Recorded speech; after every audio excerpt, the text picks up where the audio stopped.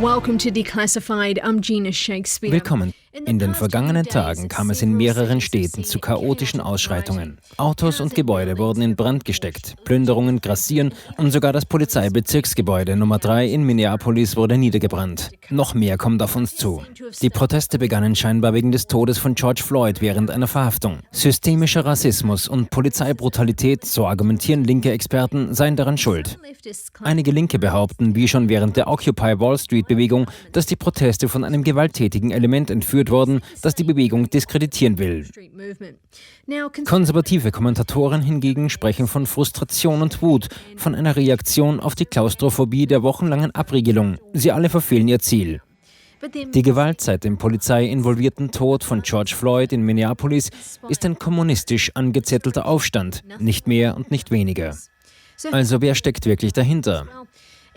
In Minneapolis, der Metropolregion der Twin Cities mit St. Paul mit über 3,5 Millionen Einwohnern, hat die 600 Genossen starke Gruppe der größten marxistischen Organisation der USA, die Demokratischen Sozialisten Amerika, DSA, aktiv Unruhestifter unterstützt und an Protesten teilgenommen.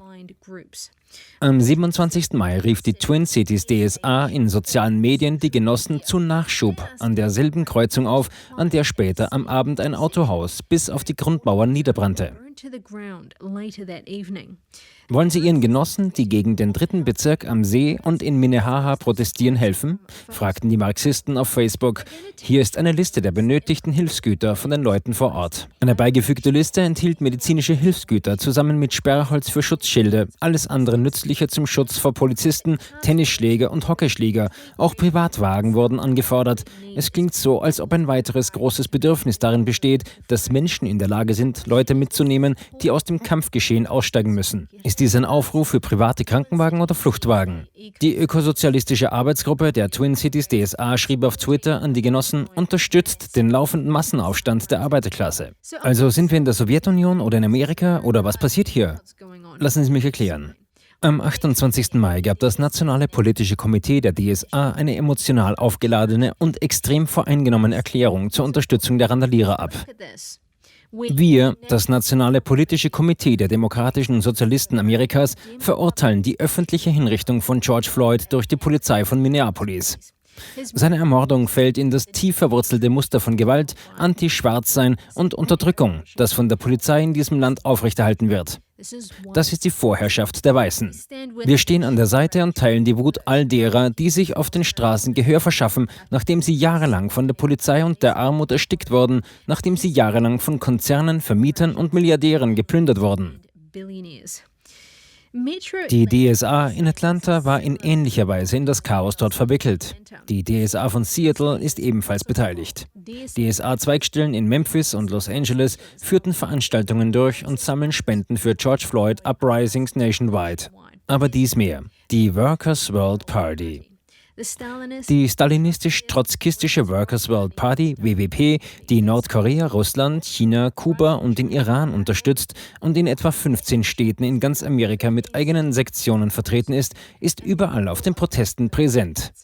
Die WWP-Mitarbeiterin Monica Moorhead schrieb am 28. Mai einen Artikel mit dem Titel »Gegen Polizeigewalt und Kapitalismus ist es gerechtfertigt zu rebellieren«. Workers' World salutiert vor all den mutigen Demonstranten in Minneapolis, dem derzeitigen Ground Zero gegen den Polizeiterror. Moorhead zitiert weiter die Verteidigung des WWP-Gründers Sam Marcy bei den Unruhen in Los Angeles 1992, bei denen 63 Menschen starben. Es gibt mehr Beispiele. Die maoistisch geprägte revolutionäre kommunistische Partei. Diese nutzt den Tod von George Floyd, um eine Bewegung für eine wirkliche Revolution zu fordern. Wenn Sie es satt haben, ein Video nach dem anderen dieser Morde durch die Polizei anzuschauen, müssen Sie sich einer Bewegung für eine wirkliche Revolution anschließen, um sich auf eine Zeit vorzubereiten, in der es möglich sein wird, Millionen dazu zu bringen, dieses System zu Fall zu bringen und es durch eine neue Gesellschaft zu ersetzen, die auf der Verfassung für die neue sozialistische Republik in Nordamerika basiert. Dann die Partei für Sozialismus und Befreiung.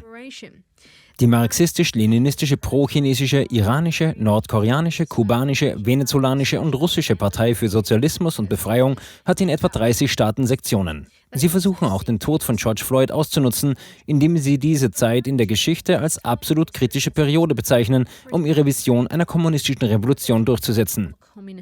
Sie sagen, Zitat, die Polizei wird immer ihre Rolle als Sturmtruppe für die weiße Vorherrschaft und den Kapitalismus erfüllen, solange es sie in diesem rassistischen Staat gibt. Trotz überwältigender und reichlich vorhandener Beweise dafür, dass Kommunisten stark in diese Proteste und Unruhen verwickelt sind, waren nur sehr wenige Journalisten bereit, die Wahrheit aufzudecken. Eine bemerkenswerte Ausnahme ist der Antifa-Experte Andy Ngo. Am 30. Mai schrieb Ngo auf Twitter: Wir sind Zeugen eines vollständigen Aufstands, an dem die extreme Linke seit Jahrzehnten arbeitet. Innerhalb weniger Stunden mobilisierten sich militante Antifa-Zellen im ganzen Land, um den BLM, Black Lives Matter, Randalierenden zu helfen. Das erste zerbrochene Fenster ist das Blut im Wasser, durch das Plünderer eindringen können. Als nächstes kommen die Brände. Ngo fügte später hinzu, Medien, Politiker, Öffentlichkeit, wir alle haben die Ausbildung, den Zweck und die Fähigkeiten von Linksextremisten unterschätzt. Jeder Teil der Ausschreitungen hat einen Zweck. Brände zerstören die Wirtschaft, Unruhen können Polizei und sogar das Militär überfordern. All dies führt zu einem destabilisierten Staat, wenn es aufrechterhalten wird. Die DSA hat inzwischen landesweit 66.000 Mitglieder und Einheimische in fast allen Bundesstaaten.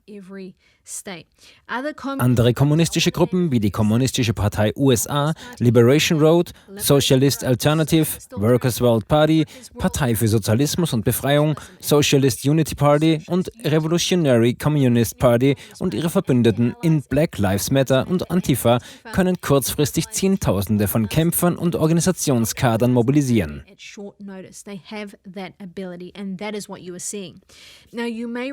Während der Ferguson-Unruhen von 2014 behaupteten die pro-chinesische Freedom Road Socialist Organization, heute Liberation Road, und ihre Verbündeten fast 10.000 Aktivisten nach St. Louis, Missouri gebracht zu haben, um die Reihen der Randalierer zu verstärken. Ohne die Kommunisten würde es nach wie vor gelegentlich zu rassistisch motivierten Zwischenfällen kommen. Alle großen städtischen Rassenunruhen der 1960er Jahre, Newark, Detroit, Chicago, Watts und viele andere und jeder einzelne danach sind jedoch von kommunistischen Kräften zu etwas Größerem angefacht worden.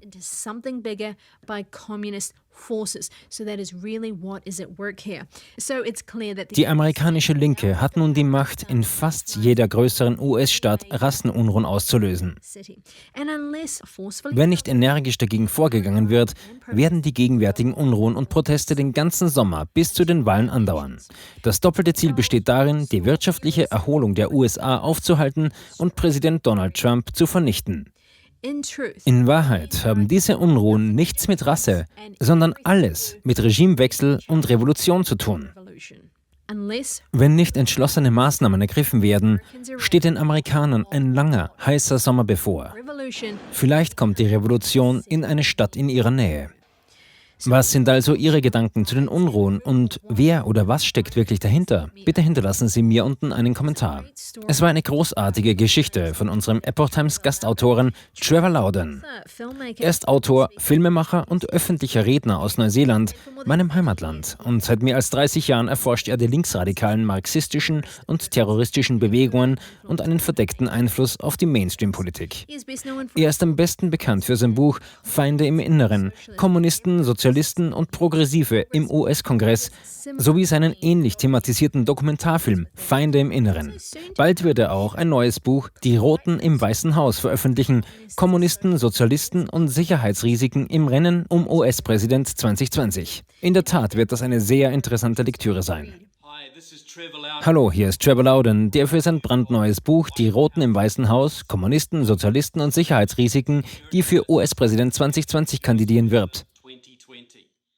Ich habe mir einige der Berichte über diese Unruhen und Proteste angeschaut und ich muss sagen, niemand hat sie aus einer so einzigartigen Perspektive betrachtet wie das, was ich hier von Trevor gehört habe. Bitte geben Sie dem Video den Daumen hoch, wenn Sie es zu schätzen wissen und teilen Sie es in sozialen Medien. Von uns allen hier bei Declassified vielen Dank, dass Sie zugeschaut haben und wir sehen uns bald wieder.